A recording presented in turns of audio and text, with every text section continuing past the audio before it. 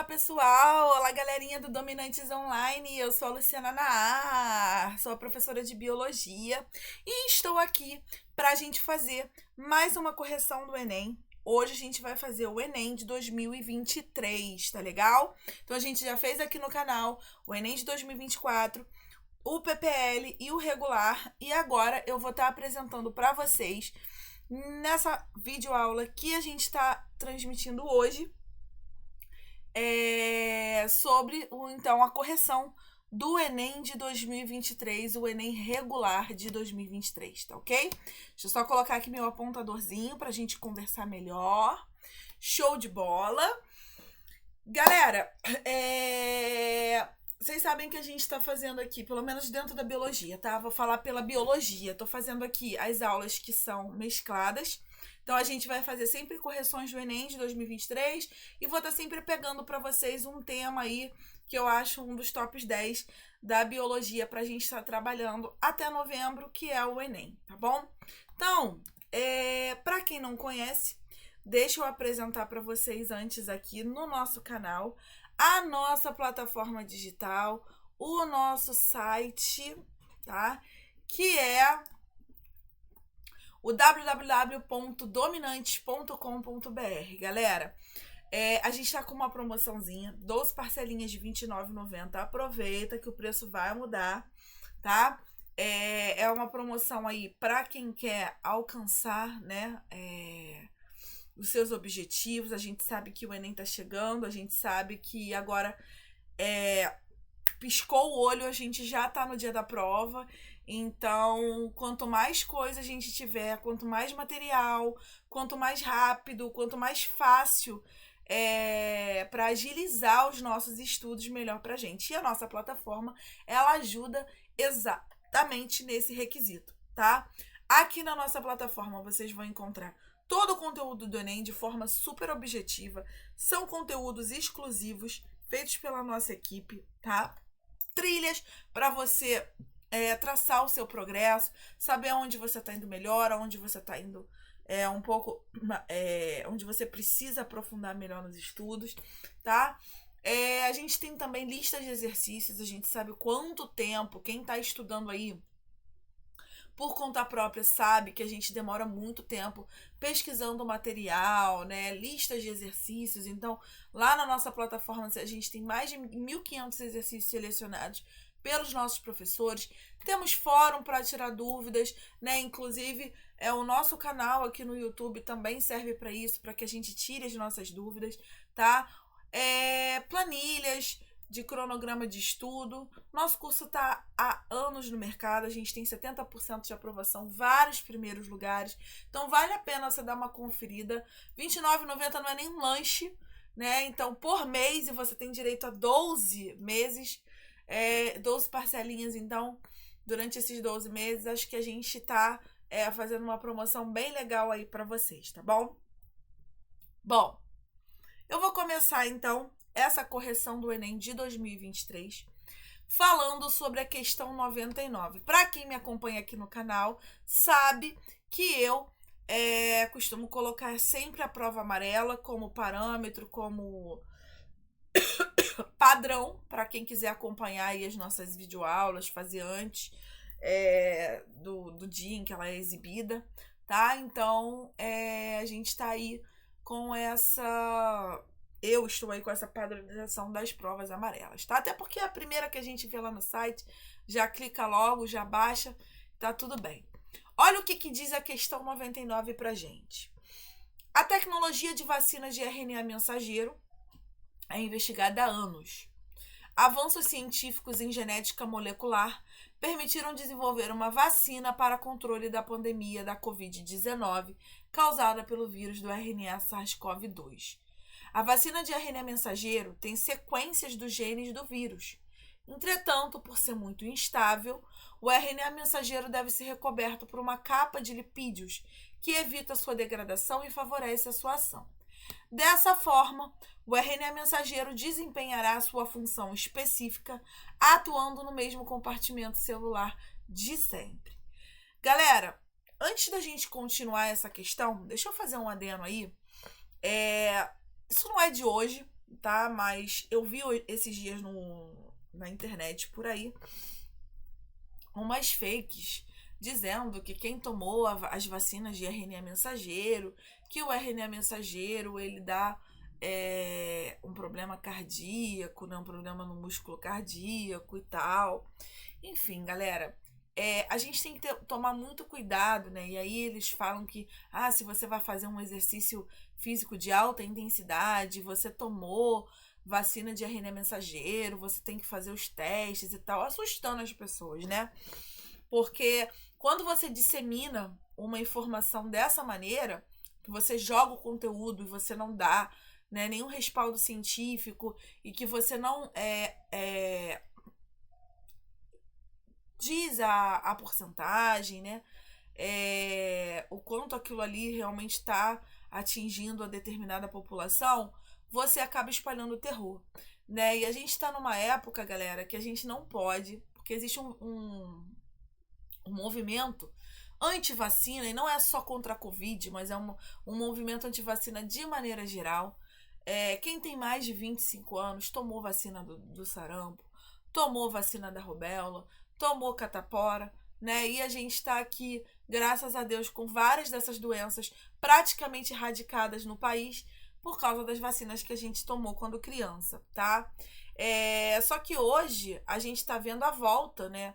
O sarampo, a gente teve surtos de sarampo há pouco tempo, a gente tem surtos de rubéola. A poliomielite, que não existia mais casos há mais de 10 anos, ela voltou a aparecer. Então, assim, a gente tá vendo aí isso no Brasil, tá? Na Europa tá muito mais forte o movimento. Está vendo um movimento anti-vacina muito forte. Então, quando a gente dissemina, quando a gente lê alguma informação dessa, a gente tem que correr atrás, tá? São raríssimos, raríssimos. E isso não é da SARS-CoV-2, do Covid, tá? A vacina do Covid. Já se sabe que o RNA mensageiro, ele, em pessoas que já têm uma predisposição, ele pode, e aí o número é muito, mas muito raro, galera, desenvolver algum problema cardíaco, tá? Só que, assim, estatisticamente falando, a gente não tem relação nenhuma com a vacina do Covid, ok? São vacinas de RNA mensageiro que já foram testadas, e já vence estudos há muitos anos, então a gente já tem um respaldo de tempo para dizer, tá? E a estatística, galera, é mínima, é quase nula. Então, se você for pegar a bula de qualquer remédio, você sempre vai ver efeitos gravíssimos ali, né? Mas você vê a porcentagem de 0,000 raros. E é mais ou menos isso que acontece com vacinas do tipo RNA. São muito, mas muito, muito raros. Toda droga, todo medicamento, tá? Que é autorizado pela Anvisa, pelos órgãos mundiais, elas são o quê? Elas são testadas, elas são estatisticamente comprovadas, tá? E sempre, galera, sempre vai ter esse 0,0001 de algum efeito adverso grave, tá bom? Então a gente tem que tomar muito cuidado na hora de disseminar, ou seja, a vacina, galera, por enquanto, ela não tem nada, tá? Eu digo por enquanto porque eu não sei o que eles vão fazer daqui pra frente. E eu não sei quando que essa aula vai ser transmitida também, né? Mas assim, eu confio nos nossos cientistas, confio nos cientistas do mundo. A gente estudou, eu sou uma cientista, né?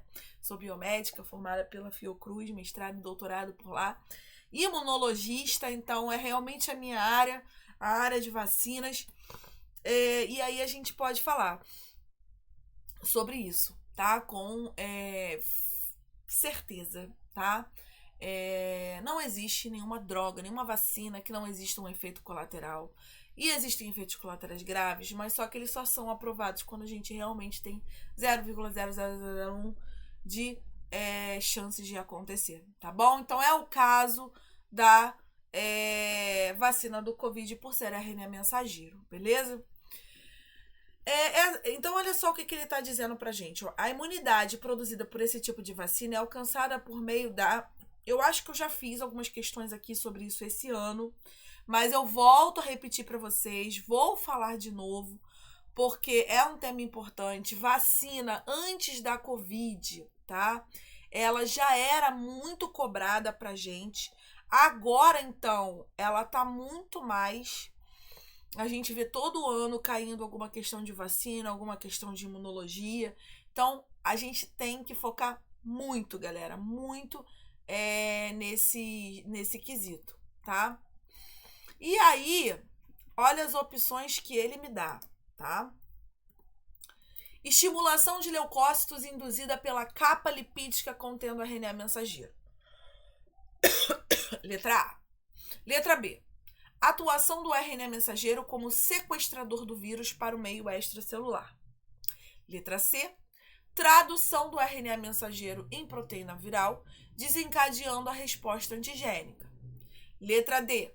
Competição entre o RNA mensageiro vacinal e o RNA mensageiro viral pelos sítios de ribossomos. Ou letra E. Incorporação do RNA mensageiro viral ao genoma do hospedeiro, gerando um novo fenótipo. Vou até botar minhas canetinhas aqui, porque tem algumas questões que são absurdas. E eu já falei com vocês que a gente precisa eliminar essas questões que são absurdas, tá? A gente não pode deixar ir pra frente. É igual esse movimento de vacina, essas informações fakes que a gente não pode deixar ir pra frente. Então, a gente não pode deixar algumas alternativas aqui passarem, tá? Então, eu vou discutir primeiro a letra A. Estimulação de leucócitos. Os leucócitos são células de defesa, tá? Induzida pela capa lipídica contendo o RNA mensageiro. Olha o que ele diz aqui no finalzinho da questão pra gente, ó. Entretanto, por ser muito instável, o RNA mensageiro, ele deve ser recoberto por uma capa de lipídios que evita a sua degradação e favorece a sua ação. Então, a imunidade, tá? A estimulação, ela é induzida pelo RNA mensageiro e essa capa lipídica, ela tá fazendo uma proteção ali, tá? Então, a letra A, ela tá dizendo isso pra gente. Letra B. A atuação do RNA mensageiro como sequestrador do vírus para o meio extracelular. Galera, o vírus é um vírus de RNA mensageiro. Então, você falar atuação do RNA mensageiro como sequestrador do vírus, primeiro, você teria que ter infectado pelo vírus. E não é o caso. A vacina, ela acontece quando você tem o quê? O antes, né? Então, não acontece sequestro de vírus nenhum, tá? E a atuação do RNA mensageiro não, porque o vírus é de RNA mensageiro. Então, a letra B tá esquisita, tá? Vou tirar ela aí. Letra C. Vai acontecer a tradução do RNA mensageiro, que é a produção de proteínas. Tradução é isso, né? Em proteínas virais, e que vai desencadear uma resposta antigênica. Isso é o que acontece, por exemplo, na infecção, né? A infecção pelo vírus da Covid, ela faz isso. O RNA mensageiro do vírus, ele é copiado, né? Traduzido, proteína. E ele que vai fazer a gente desenvolver a nossa resposta antigênica. Então, a letra D, a letra C, ela não tá absurda. Letra D. Competição entre o RNA mensageiro da vacina e o RNA viral pelos sítios dos ribossomos. De novo, o mesmo problema da letra B. Nesse caso, a gente teria que estar o quê? A gente teria que estar com o vírus. Então, não é o caso, tá? Incorporação do RNA mensageiro viral no genoma do hospedeiro, gerando um novo fenótipo. A vacina não vai fazer isso, né, galera? A vacina não vai gerar um novo fenótipo aí pra gente, tá? Então, apesar de eu ter deixado a letra A, porque lembra que eu falei pra vocês, o Enem vai fazer isso. O Enem, ele vai dar duas alternativas pra gente ficar na dúvida. Então, por isso que eu tirei a B, a D e a E absurdamente, e a letra A acabou ficando aí para tentar dar uma confundida. Mas lembra que eu botei para vocês, tá? Não, a capa de lipídio que é colocado no RNA mensageiro é apenas protetor, está escrito na questão. Ela não vai induzir uma resposta. Quem vai induzir a resposta é o próprio RNA mensageiro. Então, o que a vacina faz? Ela imita a infecção. A gente produz as proteínas virais, só que, claro, em menor quantidade e numa proporção que não seja causadora de nenhuma doença, né? E aí isso vai desencadear a nossa resposta antigênica. Por quê? Porque a vacina, galera, ela é uma imunidade ativa, tá? A gente produz a nossa resposta. Perfeito? Então, o gabarito dessa letra C. Já caiu tanto sobre vacina aqui, eu espero que a gente consiga direitinho não errar mais sobre isso, tá? A questão 100 também foi uma questãozinha sobre biologia, né? Das ciências da natureza sobre biologia. Esse Enem de 2023, ele me deixou curiosa, porque ele pediu 2 questões da mesma parte, entre aspas, da matéria, que seria a reprodução humana. Essa é a primeira, né? Apesar dela mexer um pouco com meiose, mitose, mas a gente também dá isso dentro de reprodução humana. E a outra que eu vou mostrar para vocês já já. Então, vamos ver o que a questão 100 ela está dizendo aí para nós. Peraí. Na fertilização in vitro, espermatozoides são adicionados aos gametas femininos, retirados de uma mulher. Após o período de incubação, a fecundação é favorecida pela ação de enzimas. Em um procedimento realizado, observou-se que nenhum dos gametas femininos foi fertilizado e, posteriormente, verificou-se que havia sido adicionado, equivocadamente, um coquetel de inibidores das enzimas do acrossomo, no lugar de um dos nutrientes constituintes do meio de cultura. Então, o que ele fez? Esse coquetel inibiu o acrossomo, tá? E qual é a função do acrossomo? É uma maneira diferente dele perguntar pra gente qual a função desse acrossomo, tá? Então, o acrossomo, ele forma o pronúcleo do macho, do masculino. Ele faz o início da divisão mitótica do zigoto. Ele faz o término da segunda divisão meiótica do ovócito. Ele faz a passagem do espermatozoide pela coroa radiata e a zona pelúcida. Ou ele faz a fusão das membranas plasmáticas do ovócito e do espermatozoide. Para isso, eu trouxe aqui uma figurinha para vocês, mostrando o que é o acrossomo e o que é a função dele, tá? O acrossomo, galera, é uma bolsa de enzimas que existe na cabeça do espermatozoide, mais especificamente na região anterior da cabeça desse espermatozoide, tá? Então, no encontro do ovócito com o espermatozoide, é essa regiãozinha aqui que vai encontrar primeiro com o ovócito, tá? Então, aqui é uma sequenciazinha, ó, mostrando o que acontece. Esse acrossomo, quando ele encontra o ovócito, aqui a coroa radiada, né? Quando ele encontra essa barreira, esse ovócito, ele começa a liberar reações aqui no acrossomo, começam a acontecer, e ele começa a liberar enzimas que vão o quê? Que vão permeabilizar, que vão deixar esse ovócito mais suscetível aí à entrada do espermatozoide, né? Como se fosse um ácido, porque tem ácido hialurônico ali dentro, que vai romper ali a membrana para que ele possa entrar. Depois que a gente tem essa entrada, aí ocorre a fusão. Por isso que lá nas opções tem tanto romper a membrana como fusão da membrana, porque acontece as duas coisas, só que uma antes da outra, né? E depois, então, a junção dos núcleos, tá? Então, o que aconteceu nessa questão? Aconteceu que esse coquetel, ele inibiu as enzimas do acrossomo. Então, essas enzimas do acrossomo não funcionaram. Se não funcionaram, impediu o quê? Formação do pronúcleo masculino. O pronúcleo masculino já estava lá, né? Início da divisão mitótica do zigoto. O início da divisão mitótica do zigoto só vai acontecer se o zigoto realmente acontecer. Término da segunda divisão meiótica do ovócito também só vai acontecer quando o espermatozoide entra dentro do ovócito, tá? Deixa eu falar rapidinho sobre essa letra C aí, porque pode ficar confuso para quem não conhece. O que acontece? O espermatozoide, ele é uma célula N que já é pronta, tá? Então, ele já tem o número 23 de cromossomos dele e ele já fez toda a meiose dele. Já o óvulo da mulher, não, tá? O óvulo da mulher, ele não termina a segunda divisão da meiose. Ele vira, por isso que a gente não chama de óvulo, a gente chama de ovócito secundário. Ele fica ali esperando a entrada do núcleo masculino, do material genético masculino, para ele terminar a segunda divisão da meiose, tá? E aí sim é chamado de óvulo. Então, o óvulo a gente só chama quando ele já está fecundado.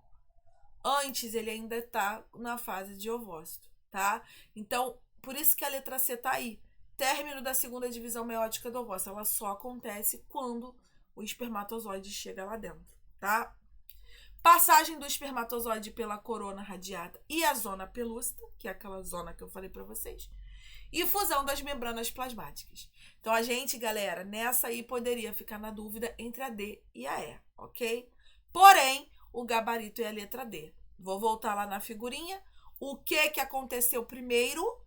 Aconteceu primeiro que esse ácido foi liberado aqui, coroa radiada e zona pelúcida, essa amarelinha aqui, para que o espermatozoide conseguisse perfurar e entrar no ovócito, ok? Porém, depois que ele entra, ocorre a fusão e ocorre todo o resto que estava lá nas opções. Mas primeiro, o acrossomo serve para romper essa barreirinha aqui, tá? Por isso, o gabarito dessa letra D de dado, ok? Vou para mais uma, hein? Mais uma. Questão 103 da prova amarela. Um garoto comprou vários abacates na feira. Falou de fruta, eu já sei o que ele vai perguntar. Mas ele descobriu que eles não estavam maduros o suficiente, tinha certeza que era isso, para serem consumidos. Sua mãe recomendou que ele colocasse os abacates num recipiente fechado, pois isso aceleraria o seu amadurecimento. Com certa dúvida, o garoto realizou essa experiência, colocou alguns abacates no recipiente e deixou os demais em fruteira aberta. Surpreendendo-se, ele percebeu que os frutos que estavam no recipiente fechado amadureceram mais rapidamente. Por que isso acontece? Sem olhar as opções, galera, vamos lá. Antigamente, falava-se muito de enrolar em jornal, né? Enrolar as frutas em jornais. O que acontece? Por que a gente faz isso? Porque durante o amadurecimento da fruta, ela vai liberando um gás chamado gás etileno, tá? E esse gás, ele é o responsável por amadurecer a planta. Então, ela vai ficando mais velha, amadurecer a planta, amadurecer o fruto.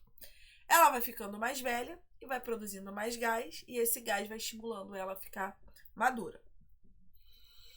Quando a fruta ela é colhida, né, e ela é tirada do pé de outras frutas, de perto de outras frutas, elas não sofrem a ação desse gás etileno. Esse gás ele é muito dispersado, né?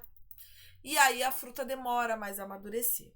Quando você pega ela e embrulha no jornal ou você coloca num recipiente fechado, aquele gás que está sendo produzido ali, né, ele vai estimular então o amadurecimento. Então, se você fechar aquele gás ali no mesmo ambiente que a fruta vai amadurecer mais rápido do que a que está em um espaço aberto e aquele gás não está acontecendo, tá? Então, falou em amadurecimento de fruta, eu não tenho dúvidas, eu não vou botar não vou nem fazer mistério nessa questão. Não vou botar redução da umidade do ar. Umidade do ar na letra B não tem nada a ver com isso, tá? Aumento da concentração de CO2 também não tem nada a ver com isso, a concentração de CO2. Intensidade de luz é para fotossíntese, é para a folha da planta, não é para o fruto. E isolamento do contato com oxigênio atmosférico. Por que ele botou essa? Porque o oxigênio, galera, ele é o responsável por oxidar as frutas. Porém, essa oxidação, que é o quê? Quando a fruta fica com aquele aspecto mais escuro, né? Acontece muito com banana, com maçã, que elas logo ficam mais escuras. O oxigênio, ele tem esse poder. Mas isso aí, galera, é só quando o fruto já está aberto, já está exposto, e aí ele oxida, tá? Mas com relação ao amadurecimento, é o acúmulo de gás etileno. A gente não vai ter dúvidas em relação a isso, tá? Eu não admito que você que tá na nossa plataforma, que vem no nosso canal assistir a gente aqui, que marque pra gente qualquer outra coisa com relação ao amadurecimento de fruto que não seja o gás etileno, tá bom? Mais uma. Essa é boa, hein? É outra de saúde também. Eles gostam muito de perguntar sobre saúde.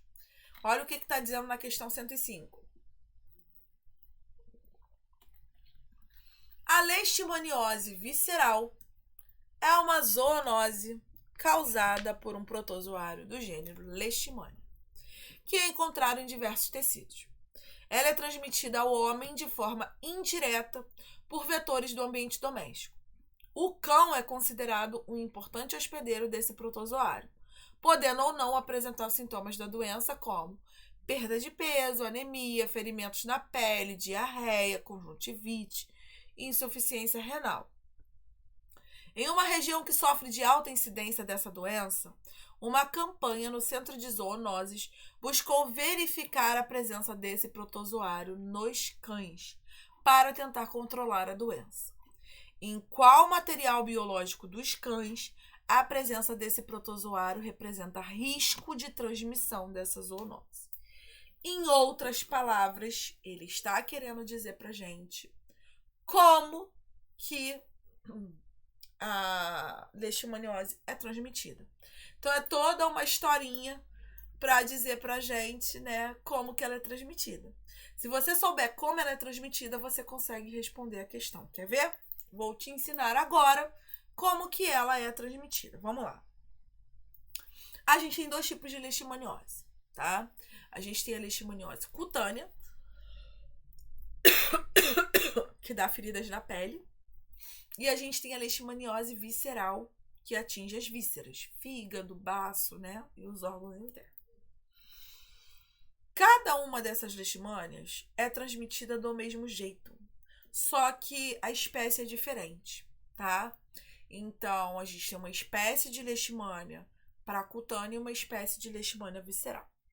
Como é que é a transmissão? A transmissão, ela ocorre a partir da picada, tá? De um flebetomínio, tá? As pessoas falam mosquito, flebetomínio. E aí, esse inseto, né? Ele suga o sangue do reservatório, que é normalmente um cachorro, tá? Um animal de sangue quente, mas principalmente cachorros. Suga essa leishmania junto. Ela passa por um ciclo dentro desse flebetomínio, por isso que é um flebetomínio específico, tá? E aí, quando ela faz isso, ela passa a ser transmitida a partir da picada desse mosquito, tá? Então, qual material do cão que a gente vai achar esse protozoário, levando em consideração a transmissão? Se a transmissão é através da picada do mosquito, que ele suga o sangue, então é no sangue que a gente vai encontrar, tá? Não é na urina, não é na saliva, não é nas fezes, não é na secreção ocular. É no sangue, perfeito? Então a gente tinha que saber como é que é a transmissão para conseguir entender qual aí do material biológico do cão ia nos ajudar a encontrar, tá? Vou para mais uma, hein? Mais uma questãozinha aí do Enem de 2023, prova amarela. Essa agora é a questão 107. Essa que eu falei para vocês. É outra questão, muito me estranhou, mas eu gostei, porque se a pessoa sabia sobre reprodução humana, ela ia conseguir acertar. Mas ela perguntou, ela teve duas questões na mesma prova sobre reprodução humana. Uma, como que o espermatozoide entra no óvulo, por causa do acrossom, e essa falando sobre o ciclo menstrual. Então, para quem tem a nossa plataforma, para quem tem acesso à nossa plataforma digital, eu tenho uma aula sobre reprodução humana que fala exatamente sobre isso, né? Sobre a parte masculina, sobre a parte feminina, os hormônios, a ovulação e o encontro do espermatozoide, tá? Muitas mulheres sofrem com desconforto nos dias que antecedem a menstruação. a chamada tensão pré-menstrual. Entre outros sintomas, podem ocorrer alterações de humor. Atualmente, acredita-se que os sintomas são resultados da queda na concentração do neurotransmissor, que é a serotonina, que por sua vez está relacionada com a diminuição na produção dos hormônios ovarianos, estrogênio e progesterona, observado nessa fase do ciclo menstrual. A redução na produção desses hormônios nessa fase está relacionada com o quê? Então, todo mundo já sabe que a TPM, tá? Tensão pré-menstrual, acontece, e ela acontece mesmo, tá? Meninos que estão assistindo, não é palhaçada, não é frescura, não é tendência, tipo assim, tá sendo tendenciosa porque sabe que existem mulheres que não é, tá? A queda brusca de hormônios que a gente tem no final do ciclo faz a gente perder algumas... faz a gente desenvolver, não vou falar perder, mas faz a gente desenvolver algumas situações fisiológicas que podem levar ao estresse, dor na mama, né, inchaço, tá? Vontade de comer coisas diferentes, doce principalmente, tá? Então, ó, redução na produção desses hormônios está relacionada com o quê? Com a regressão do corpo lúteo ovariano, com a diminuição na produção de ocitocina, liberação do gameta feminino para ovulação, aumento dos níveis de LH e FSH ou elevação nos níveis sorológicos de adrenalina. Para isso, galera, eu tenho que vos apresentar o nosso ciclo menstrual e mostrar para vocês o que acontece em cada fase desse ciclo, tá? Então, olha só, o dia 0 desse ciclo, ele é contado como o primeiro dia da menstruação, ok? Então, aqui a menina começa a menstruar. Nesse dia, galera, o nosso folículo ovariano tá pequenininho, tá minúsculo. E ele vai crescendo ao longo do ciclo, tá? Vai sofrendo várias mudanças, beleza? A menina fica menstruando mais ou menos de 0 a 7 dias, de 1 a 7 dias, né? Tem menina que menstrua um pouco mais, tem menina que menstrua um pouco menos.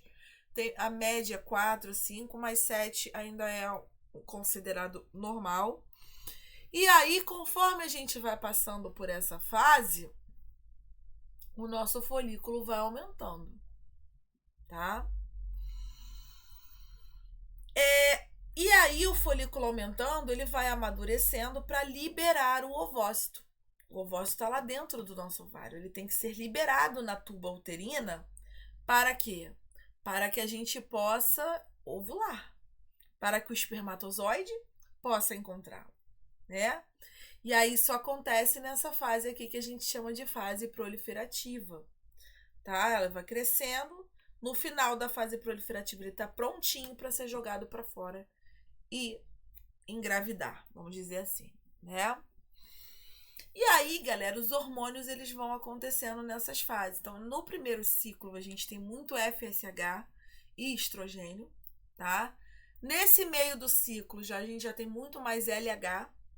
E a partir da ovulação, a gente vai ter a produção da progesterona, beleza?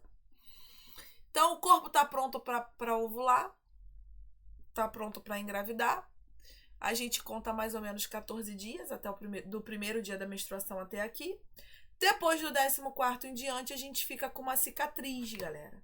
Porque o ovócito rompeu esse óvulo, esse folículo. Então, a gente fica com uma cicatriz chamada de corpo lúteo. E é essa cicatriz que vai continuar produzindo os hormônios. Se passarem os dias e a gente não engravidar, esse corpo lúteo vai, evoluir até que ele fica só uma manchinha mesmo de cicatriz ali, ok? Perfeito? E aí, nessa fase aqui, todos os hormônios caem, porque quem mantém a produção dos hormônios progesterona e estrogênio é o corpo lúteo.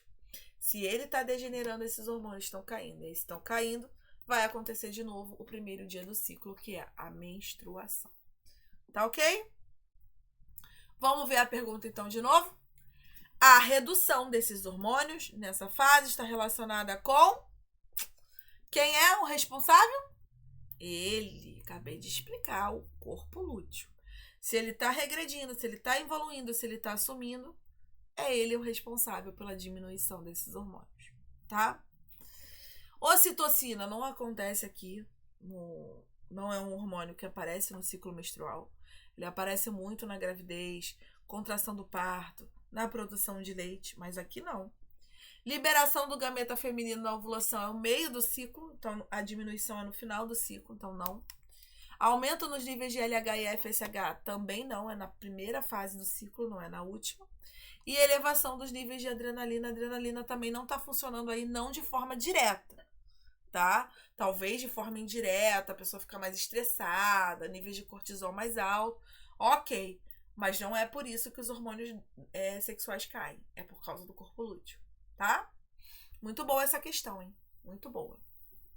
Mais uma, questão 109 agora, pequenininha. Essa aí é rapidinha.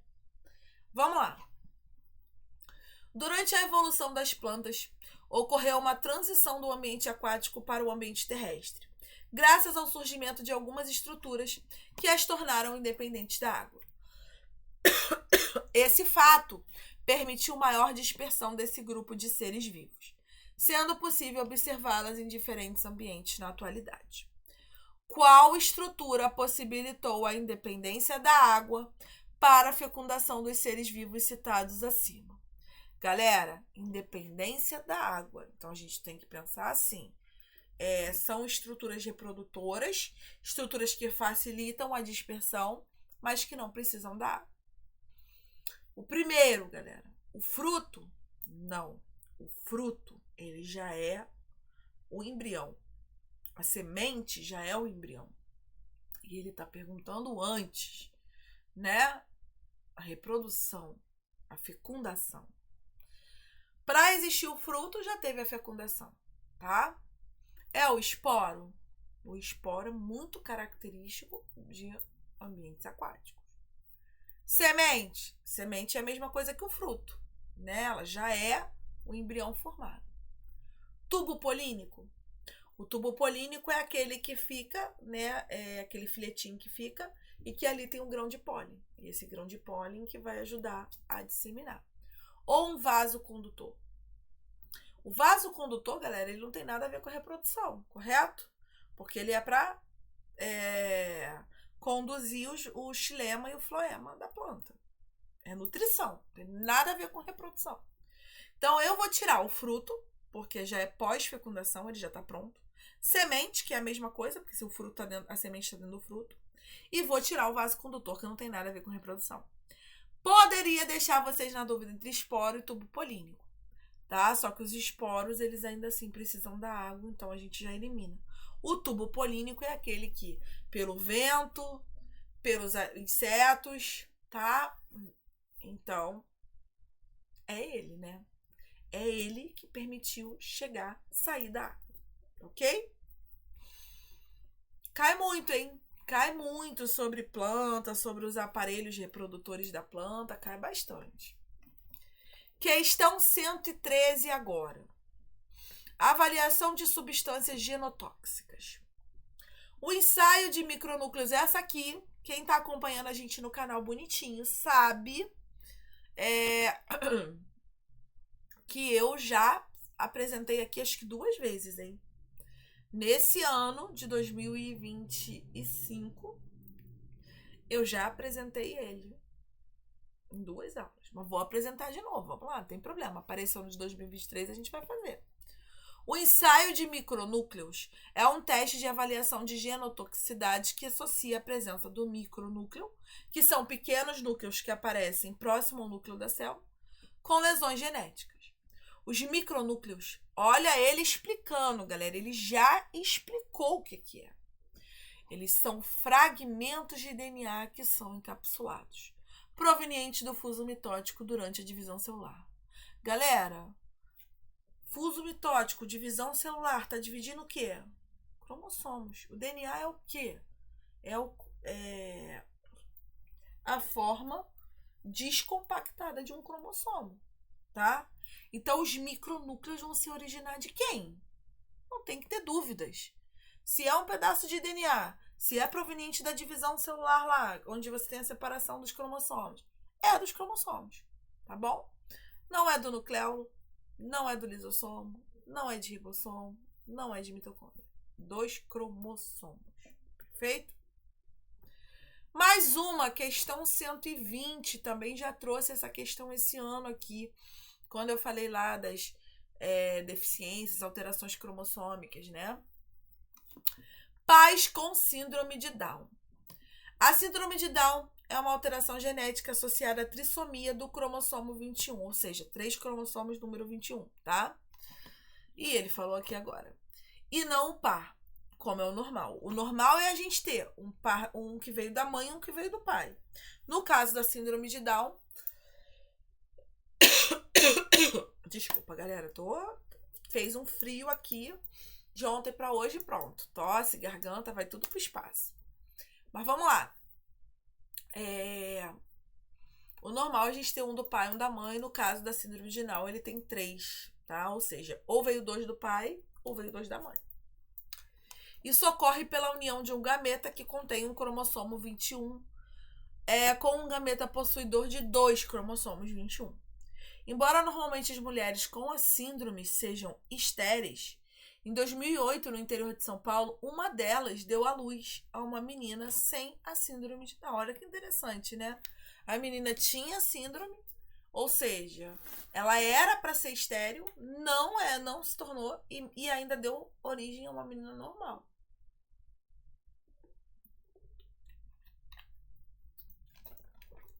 Sabendo disso,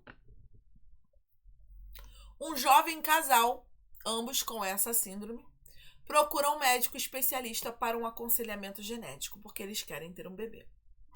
O médico informa ao casal que, com relação ao cromossomo 21, os zigotos formados poderão ser todos normais, poderão ser todos tetrassômicos, apenas normais ou tetrassômicos, apenas trissômicos ou tetrassômicos, ou normais, trissômicos ou tetrassômicos.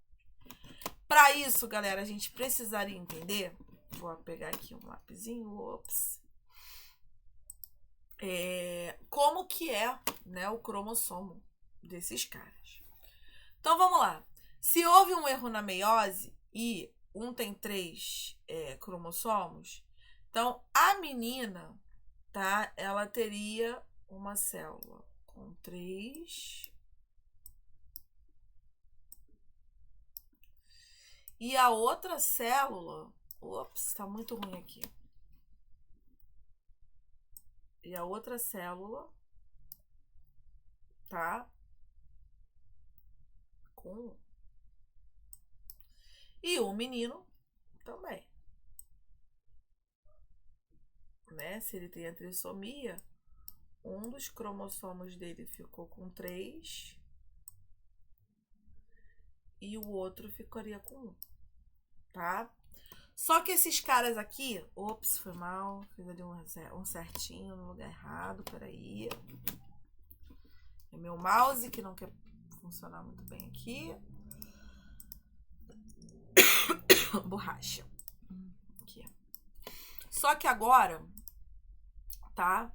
A gente vai precisar o quê? A gente vai precisar separar esses caras aqui. Durante a meiose, tá? Então, como ela tem a trissomia do cromossomo 21 e na hora da meiose, tá? Você separa. Então, pode ser que vá 2 para cá. Não é isso? E o outro com um só. Aqui a mesma coisa. 2 para cá. E o outro com um só. Tá? E aí, galera, olha só como é que pode acontecer. Se juntar esse com esse, a gente tem indivíduos tetrassômicos, porque eles vão ter 4. Se juntar esse com esse, eles vão ser trissômicos, vão ter 3. E se juntar esse com esse, se der a sorte, eles vão ser normais, porque eles vão ter 2 só, tá? Então, o gabarito dessa poderia dar indivíduos normais? Poderia. Porque durante a meiose, eles se separaram 2 e 1. 2 e 1. Tá? Ele tinha 3, foi 2 para uma célula e 1 para outra. 2 para uma célula e 1 para outra. Professora, poderiam os 3 para uma célula? Aí o cara ia ter, de novo, um erro na formação dos gametas que vão os 3 para um lado só. tá? Mas ele não botou isso na questão, então eu tô levando em consideração uma meiose normal. Então ficaria 2 para um lado e 1, e aí a gente poderia fazer essa combinação aqui, e a gente veria que seriam indivíduos normais, indivíduos tritossômicos e tetrassômicos, tá? Se você quer se aprofundar nesse assunto, de novo, eu fiz uma videoaula que eu fui mostrando passo a passo a meiose, e aí depois eu fechei com essa questão para vocês entenderem os erros que acontecem na meiose, como que o indivíduo com síndrome de Down ele é formado, tá? Bem interessante, bem importante do meu ponto de vista para vocês, tá? Mais uma que eu também já fiz aqui. E fiz, acho que na semana retrasada, quando eu falei sobre respiração celular. Toxicidade do cianeto. Vamos lá, essa questão é chatinha, é difícil. Vocês têm que entender sobre respiração celular, né? Essa é uma videoaula. Essa que eu tô fazendo hoje para vocês. É uma videoaula que não é para isso, porque eu não tenho como mostrar para vocês tudo o que acontece na aula de respiração celular. Por isso que é importante vocês estarem acompanhando as aulas no canal.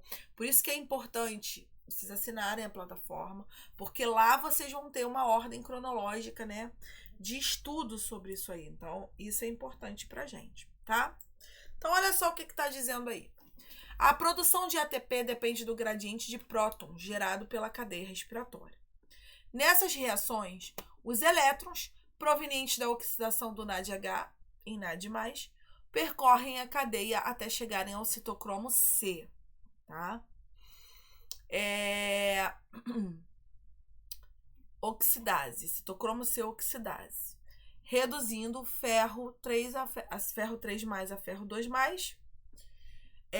E aí o oxigênio atua como um aceptor final desses elétrons aqui, ó, formando a água. O cianeto é uma espécie química altamente tóxica que tem grande afinidade pelo ferro, 3+.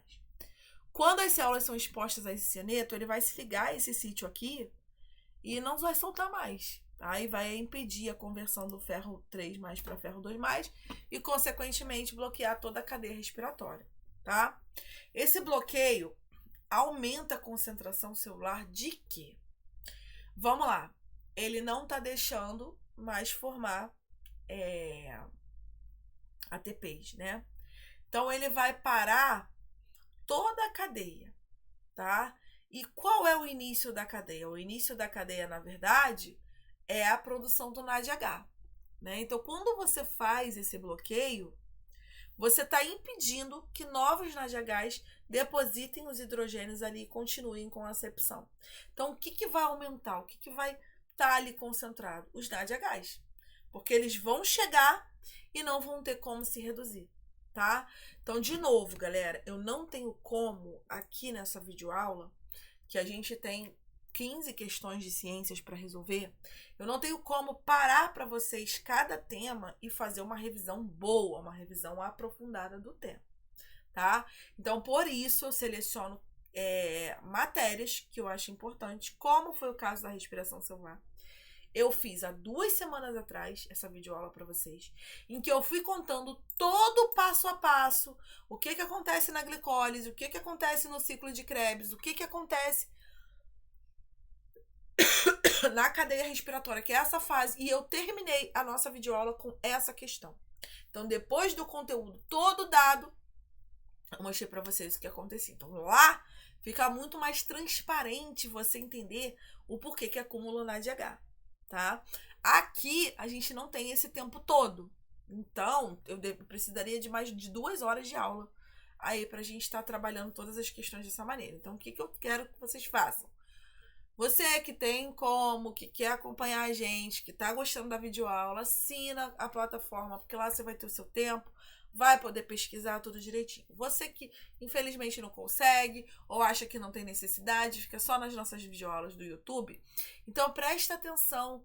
Quando eu falar que eu já dei essa videoaula, que tem, vai dar uma fuxicada lá, porque é uma videoaula importante para vocês entenderem a continuidade da questão, tá?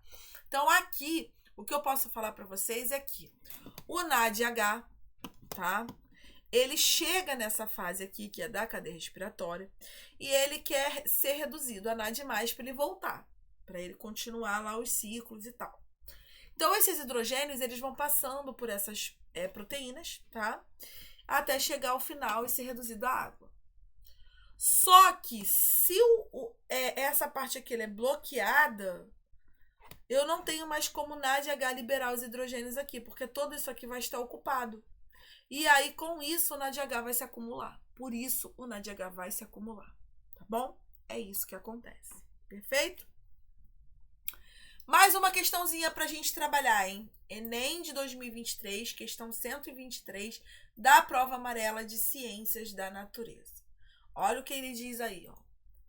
O número de abelhas encontram-se em declínio em várias regiões do mundo, inclusive no Brasil, sendo que vários fatores contribuem para o colapso das suas colmeias. Nos Estados Unidos, bombas de sementes de espécies vegetais nativas têm sido utilizadas para combater o desaparecimento desses insetos. Elas são pequenas bolinhas, olha que legal, hein? São pequenas bolinhas recheadas com sementes, adubos e argila. Quando elas são arremessadas e ficam expostas ao sol e à chuva, elas germinam até mesmo em solo que é pouco fértil. Esse método contribui para a preservação das abelhas, porque o que a abelha precisa? Como que ela faz lá o mel dela, o alimento dela? É isso que vocês têm que pensar. Reduz a sua predação? Tem alguma coisa a ver com predadores de abelha? Reduz o uso de pesticidas? Reduz a competição por abrigo? Aumenta a oferta de alimento ou aumenta os locais de reprodução? O que ele faz? Quando ele germina plantas em lugares onde não deveria, não teria, ele dá alimento, tá? Ele dá o néctar que a abelha precisa para produzir o seu mel. Perfeito? É isso, galera. Bem tranquilo, né? Eu não achei essa prova tão difícil, mas também não foi uma das mais fáceis. Teve questões ali muito diretas, que era um pouquinho diferente do Enem. O Enem, ele é um Enem mais robusto, mais cansativo. Ó, questão rápida, direta. Essa já era um pouquinho mais chata, que tinha que interpretar a figura e tal. Um pouquinho maiorzinha também, mas ó, rápida, direta. Mediana, né? Mediana. Nenhuma questão enorme assim, né? Pra gente trabalhar. Então, foi um Enem bem mais de boa. E aí, a gente tá chegando no meio pro final da nossa videoaula. Então, eu vou de novo deixar aqui, falei com vocês sobre a plataforma, sobre a importância de vocês procurarem, né, as nossas videoaulas que ficam salvas, ou as videoaulas que a gente tem lá na plataforma disponíveis para vocês. Então, tô passando aqui só para falar de novo sobre ela. 12 parcelinhas de R$ 29,90, www.dominantes.com.br, tá? Fique à vontade para vasculhar lá e aproveitar o que a nossa plataforma tem de melhor para vocês. Posso continuar? Vamos dar aquela respirada? 15 minutos finais da nossa videoaula, vamos fazer umas questõezinhas a mais? Tem mais umas 3 ou 4 pra gente resolver. Questão 124, sabem que vai até 135, né? Então a gente já sabe que tem mais algumas questõezinhas aí pra gente resolver. Olha outra questãozinha que veio de forma diretaça. Dá uma olhada.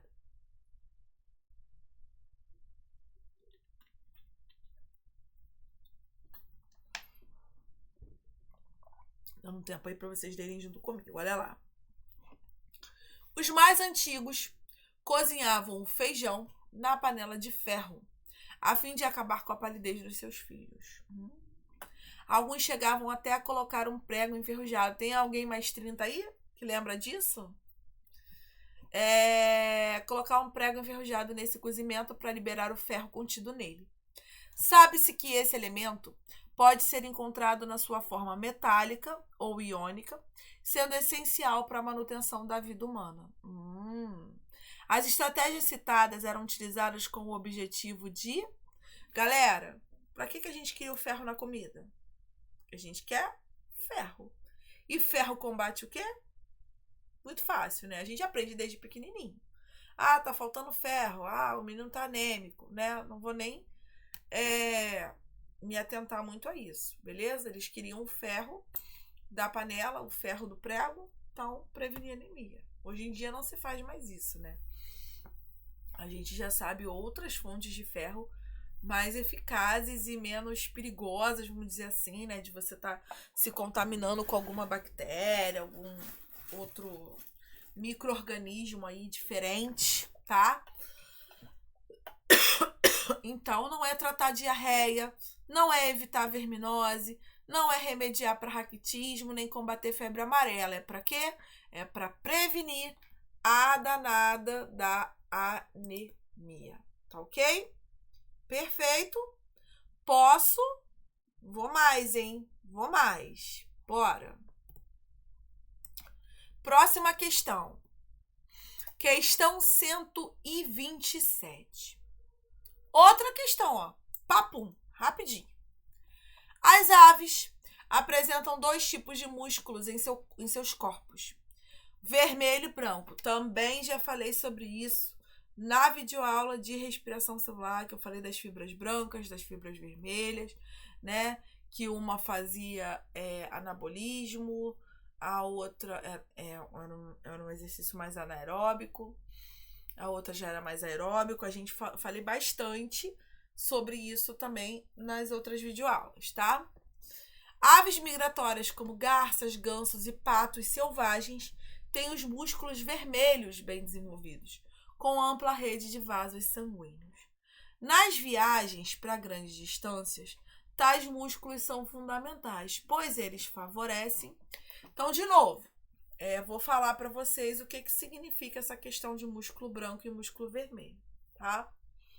O músculo vermelho, como ele colocou aí, ó, ele tem uma auto-irrigação sanguínea, vasos sanguíneos. Por quê? Porque ele precisa que o oxigênio chegue até ele. Por quê? Porque ele faz respiração, o músculo faz a respiração aeróbica. O músculo produz energia passando por todas as fases da respiração. Glicólise, ciclo de Krebs, cadeia respiratória, 38 ATPs. A gente fez isso na videoaula passada, tá? Então, a fibra vermelha, ela é muito boa quando eu preciso de resistência, quando eu preciso aguentar mais tempo, tá? Que é o caso que ele tá falando aí, ó, né? Essas de voos a grandes distâncias, então é resistência, eu preciso. As de fibra branca, o músculo branco, né? Por exemplo, o peito da galinha é carne branca, né? O que acontece? Ele não tem uma oxigenação tão boa porque ele não faz respiração aeróbica. Ele faz um metabolismo anaeróbico. Ele produz pouco ATP, mas muito rápido. Então, por isso que a galinha, por exemplo, ela não consegue voar. Ela dá até aqueles rasantes, bem rápido, né? Bate asa rápido, porque ela faz anaerobiose, mas ela não consegue produzir as ATPs para resistência, tá? Então, nas viagens, ter o músculo vermelho é crucial, porque favorece o quê? A execução de manobras, o metabolismo do corpo elevado, manutenção de uma aerodinâmica, deslocamento para grandes velocidades ou capacidade de voos em grandes altitudes. O que você ter esse músculo vermelho faz? Faz você manter o seu metabolismo elevado. Faz você produzir uma quantidade muito grande de ATP e você ter uma resistência. Perfeito? Então, de boa. Já caiu 2 vezes, hein? Foi semana passada que eu fiz uma questão sobre isso, sobre o cara tem mais fibra branca, então ele precisa, qual o esporte, foi tipo assim, qual esporte que ele ia ser melhor? Aí era no salto em corrida, né? Salto de vara, porque ele precisa dar aquele boom. Tá? Então, cai bastante isso no Enem. Cai bastante sobre isso. Questão 127 foi sobre isso, tá? Mais uma pra gente terminar, hein, ó. Questão 131 agora. A biorremediação. Outra coisa que o Enem, nossa, adora perguntar. Sobre biorremediação. A biorremediação designa tratamentos que usam organismos para reduzir a quantidade de substâncias tóxicas no ambiente ou degradá-las em substâncias não tóxicas ou de menor toxicidade. Uma planta aquática, que é o aguapé, tem sido utilizada para a biorremediação de ambientes contaminados por metais tóxicos. Sabe-se que esses poluentes serão captados para dentro do corpo do vegetal. Dentro do corpo do vegetal, esses contaminantes serão digeridos por enzimas. Eles são biorremediadores, né? Então, eles realmente transformam em coisas não tóxicas. Vai ser digerido por alguma enzima? Vai ser acumulado nos tecidos da própria planta? Ela vai guardar isso tóxico para ela? Vai ser eliminado pelos estômatos? Vai ser metabolizado por glândulas ou vai ser utilizado como fonte energética? Então, de novo, a gente tem umas questõezinhas um pouco mais esquisitas, né? Por exemplo, digerir por enzimas. Poxa, a planta não digere, gente. A planta não come, a planta não se alimenta. Como é que ele bota digerido por enzimas? Esquisito, né? Letra C, eliminada pelos estômatos. Os estômatos fazem trocas de gases. Não tem a ver com metal pesado, então também tá esquisito. Metabolizado por glândulas. Glândulas, metabolizado. Esquisito também, né? E utilizados como fonte energética. Teve gente que marcou essa, né? Por causa da quimiossíntese e tal, aí foi associando, mas não, galera. A planta, ela faz fotossíntese, ela se alimenta de açúcar, o açúcar que ela própria produz, tá? Ela não ia utilizar nenhuma fonte de fora como fonte energética, perfeito? Então, para onde vai? Não vai para lugar nenhum. Eles vão se acumular dentro do tecido dessas plantas, perfeito? Então, não ache absurda. Vai fazendo esse exercício que eu tô fazendo com vocês. Vai tirando as questões, tá? Vai tirando o que vocês acham absurdo, vai riscando e vai ficando. Claro que vai chegar uma hora que vocês vão estar com dúvida, tá? Em uma, duas, enfim. O Enem sempre vai fazer isso pra gente, tá? Não tem jeito, é típico, é característico do estilo de prova do Enem fazer isso. Então, ele vai fazer, tá? Mas a gente tem que fazer o quê? A gente tem que fazer esse treinamento, a gente tem que fazer essa busca. E isso, galera, a gente só vai fazer aqui, tá? Com essas videoaulas, quando a gente pega e a gente senta para resolver uma questão. E não é uma questão ou outra de temas específicos, porque eles já vão te levar. Por exemplo, a aula de respiração celular. Então, já sei que respiração celular. Não é assim. É pegando a prova por inteiro, como a gente está fazendo aqui hoje, tá? E realmente recapitulando ela, tá bom? Fazendo como se fosse uma prova mesmo grande e tal. Vários temas separados e tudo mais. Perfeito? Já dei um spoilerzinho aí que eu terminei a nossa videoaula, as questões de biologia que caíram nessa prova de 2023. Quero agradecer... Ui, meu relógio voou. Quero agradecer a presença de vocês, quem conseguiu aguentar a videoaula até aqui. Quero pedir para que vocês deem uma olhada no canal, o nosso site, www.dominantes.com.br, para dar uma olhada na nossa plataforma e no que a gente tem de melhor para oferecer. A página do YouTube, vocês estão por aqui assistindo a gente, né? De segunda a sexta-feira, a partir das 7h30 da noite, sai as videoaulas aí no canal para vocês, tá? O momento de vocês interagirem, de vocês tirarem as dúvidas de vocês. Deixa aí nos comentários, caso vocês tenham alguma dúvida, se a gente puder, se não ficar, né, muito corrido, muitas perguntas a gente consegue resolver devagarzinho. E o nosso Instagram também, que a gente tem aí a nossa página que tá sempre botando os cronogramas, conteúdos interessantes para vocês, tá? Quero agradecer a presença, então, de todo mundo. Amanhã tem videoaula no canal. O nosso canal, ele funciona de segunda a sexta-feira, tá, galera? Então, a gente tá aqui com vocês a partir de 7h30 da noite, tá? Tirando alguns imprevistos aí que sempre acontecem, pode acontecer em qualquer bom curso. Mas aí a gente tem, então, essas videoaulas pra vocês, de segunda a sexta-feira, a partir de 7h30 da noite, tá bom? Obrigada pela presença de todo mundo e quarta-feira que vem, se tudo permitir, eu estarei aqui de volta com vocês, tá? Obrigada, galera!